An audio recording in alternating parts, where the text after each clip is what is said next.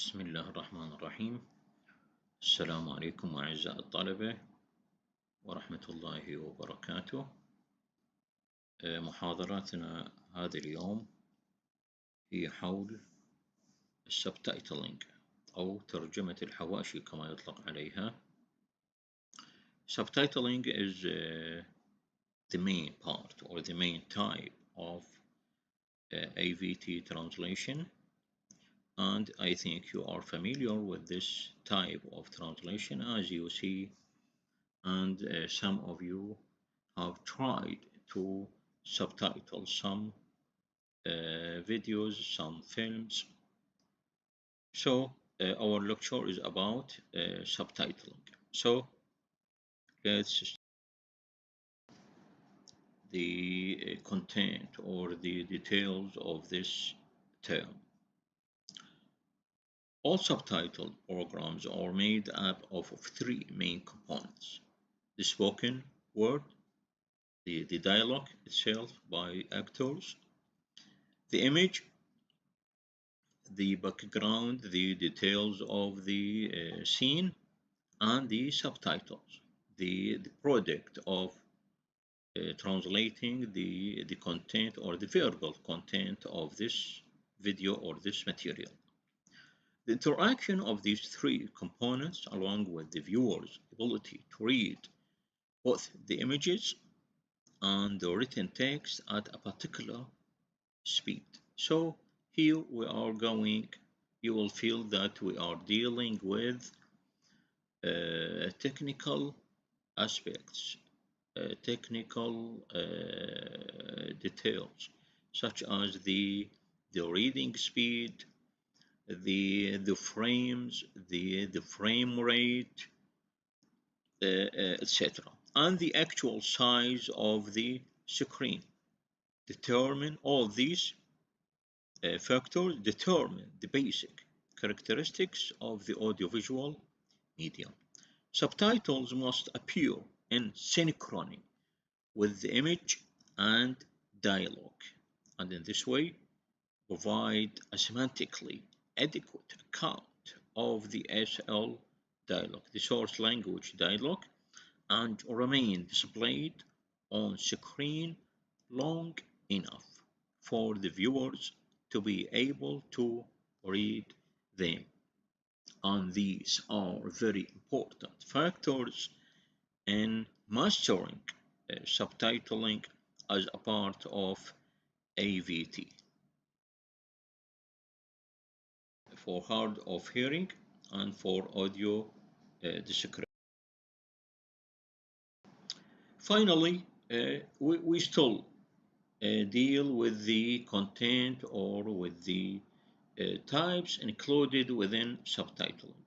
Finally, computer games and interactive software programs are taking subtitling to the borders between audiovisual translation and localization, since these games travel not only subtitled but also adapted to the cultural sensibilities of the target gamers. Here we are dealing with communities with some details related to the communities who's played or who involved in dealing with these video games. So, for example, when I am talking or I want to market a video game for African gamers, I have to take into account their culture, their sensibilities, their interests. So, in order to grasp their interest to market my product for such communities. So you can see here, but here you can see that there is only a linguistic adaptation from one language into another, but the content is the same.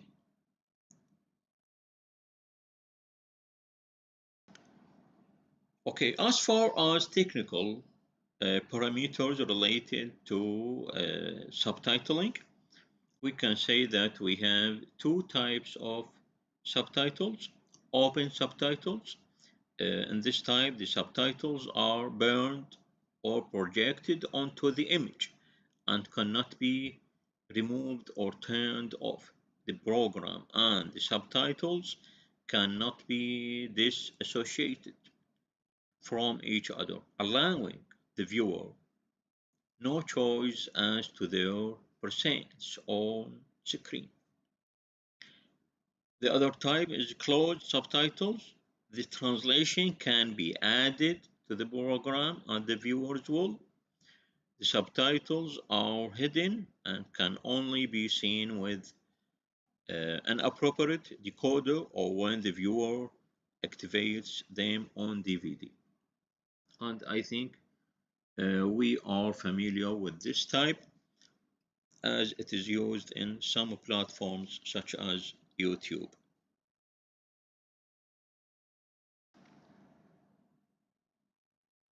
Okay, here there is it is a screenshot for the program used in subtitling. In our academic lecture, we are going to use subtitle edit as it is in some sense easy to master. So you can see here the picture or the main screen in which you can upload your film or the material. Here you can see the sound waves. This technique is very useful to determine the specific moment where the when the actor starts speaking and when he or she stop or stops speaking.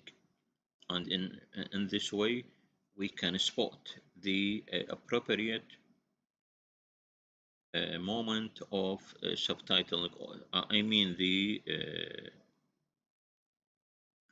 to appear or disappear uh, when the subtitle appear or disappear during uh, the the movie.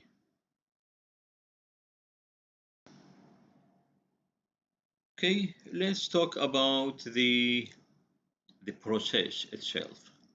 I mean the subtitling process from the moment when the client or the for example the director or the producer of the film who come to the subtitling company to transfer the verbal content of his or her production into or to be subtitled or translated. Subtitling process usually starts when a client contacts the subtitling company with a commission. The client could be a distribution company, a television station, etc. In the first stage, general details are discussed. First, the subtitling company has to watch the film to make sure that the copy is not damaged, decide the dialogue list, and check if there is something else that needs translating to, for example, songs or inserts. So here, all the details should be discussed and they have to make an agreement about the details of the work. Watching the film or program in its entirety before proceeding to translate is highly advisable. If time allows for it and the translator works for a written dialogue list, it may be a good idea to take notes of the points and issues that could prove problematic at a later stage. Torregrossa suggests three areas that the translator ought to take into account during the first viewing of the program, plus two points we add here to make them five. What are these five notes that should be taken into account during the first viewing of the program? Number one, words and phrases that lend themselves to a polysemous reading in the original. The French uh, in Coral de Rouge can be translated as a bit more of red color or a bit more red wine. So it depends on the context, it depends on the scene itself, depending on the image. So the image here will display or will explain the the appropriate or the specific meaning of this sentence. Another example is funny in English can have a myriad of meanings, even opposed ones, depending on the context and the intonation by the actor or actress. So, is it funny? And here with comedy or funny? Is it funny? Here as a question. So it depends on the image and the scene itself. The gender and number of some nouns, pronouns, and adjectives that are not marked in English. You are great can have many different translators into other languages, including Arabic. So here, you are great can be translated into أنت رائع، أنتما رائعان، أنتم رائعون، أنتن رائعات، وهكذا. So we can render you into many meanings or many words according to the scene or the image. The degree of familiarity shown among the characters to decide whether a formal or informal form of address is required, and their identity when being referred to by a pronoun. So, is the exchange of words or the dialogue itself, is it a formal one or informal? So all these details should be taken into account when you see the film for the first time. Didactic units as this, these, that, those, here, there, etc. may have reference that appear on screen and do not need to be translated. Uh, as you know, هذه أسماء أو أسماء الإشارة هل نحتاج إلى ترجمتها أثناء الفيلم عند إشارة أو عندما يشير الممثل إلى شيء ما، فهذه الإشارة هل هي كافية للدلالة على الكلمة أو نحتاج إلى ترجمتها إلى اللغة الأخرى. Alternatively, obscure or long terms that are difficult to translate may refer to objects that appear on screen and can be rendered by means of a dialectic. وبالعكس هنالك أشياء عندما نتعامل مع مصطلحات علمية أو مصطلحات معقدة. حينها هل نكتفي بالإشارة إلى هذا الجهاز العلمي أم نحتاج إلى ترجمته لنقله إلى المشاهد؟ إذن هذه تحديات وأمور ينبغي الأخذ بها عند ترجمة الأفلام. Number 5, exclamations with no fixed meaning that can only be appreciated in a given context, such as oh, my Christ, blimey, and the like.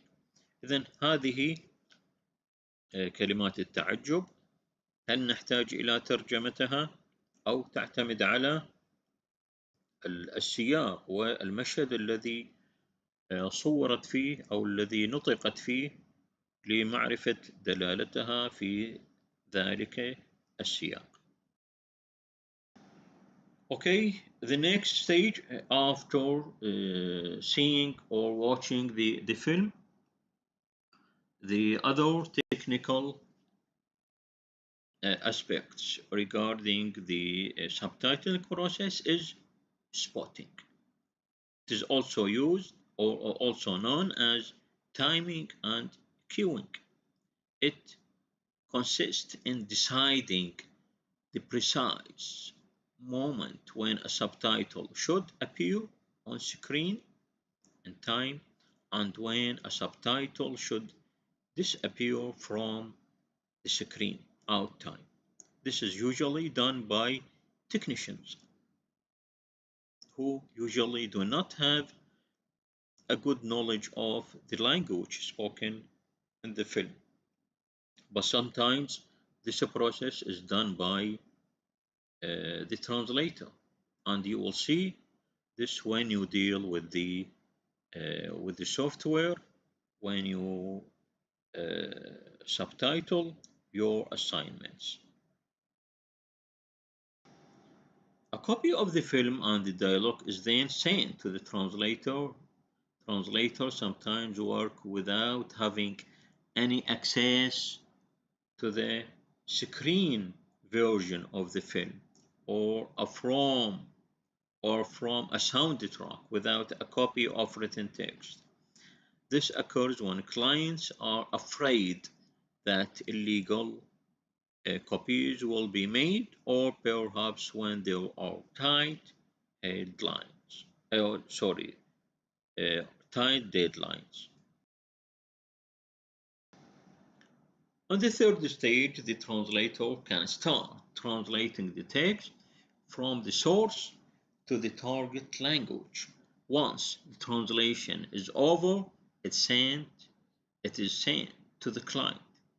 The translator was not asked to produce the actual subtitles, but rather the text translation. Translation undergoes an adaptation process due to the constraints imposed by the medium. A technician or adapter has to adjust the translation to an appropriate subtitling length. هذه الأشياء أو القيود التي يواجهها المترجم في عملية الترجمة، أنه أنا محدود بعدد محدد من الكاركترز، من الحروف، من المساحات للترجمة، وأنا محدد بمساحة للمشاهدة، مساحة الشاشة أو عرض الشاشة، وكذلك الحوار نفسه يحددني هل هناك كثرة في الكلام، هل هناك عدد من الأشخاص يتكلمون في ذات الوقت. كل هذه قيود وتحديات للمترجم.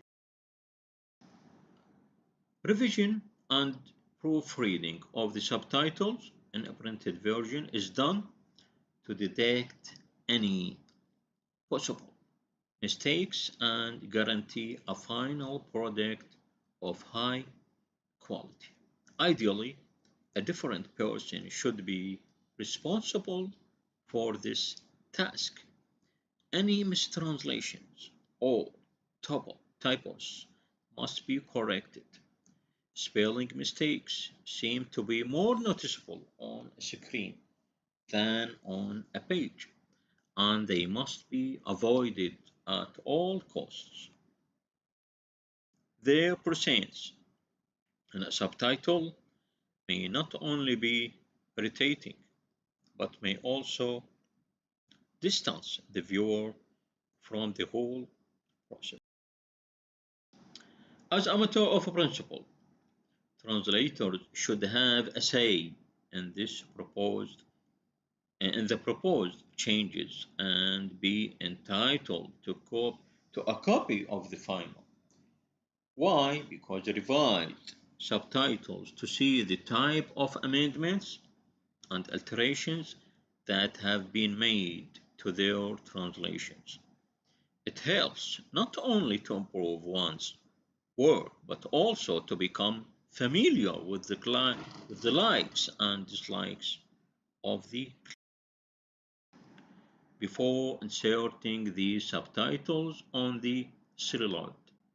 A simulation of what the film is going to look like with the subtitles on it is carried out in the presence of the client. If needed, amendments or changes are incorporated at this stage. Some of the big distribution companies have the figure of the supervisor who is responsible for this, and this person is well enshrined in their working. So now we finalize this lecture with this statement. It is important not to forget that both translators and subtitlers do nothing more than come up with a subtitling proposal for the client, who at any moment can change, delete, substitute, whatever she or he wants in terms of text or spotting. So all the translation or subtitling process can be amended, can be changed, or sometimes some parts are deleted according to the benefits, according to the interests of the client, him or herself. The traditional academic perception of translation as an individual activity clashes here head on the professional reality. Okay, إذن حرية المترجم في التعامل مع النصوص في الترجمة التحريرية والترجمة مع المواد الفيديوية مع السبتايتلينج. هذه الحرية تنتهي أو تكون مع صراع مع صاحب المال أو المنتج الذي يريد أن يغير طبقا طبقا للسوق، طبقا لما يفضله السوق أو ما يفضله المخرج أو أيا كان صاحب الكلمة في العمل السينمائي أو التلفزيوني. أوكي، إذن هذه هي نهاية المحاضرة. نلتقيكم في محاضرات أخرى إن شاء الله. Thank you very much.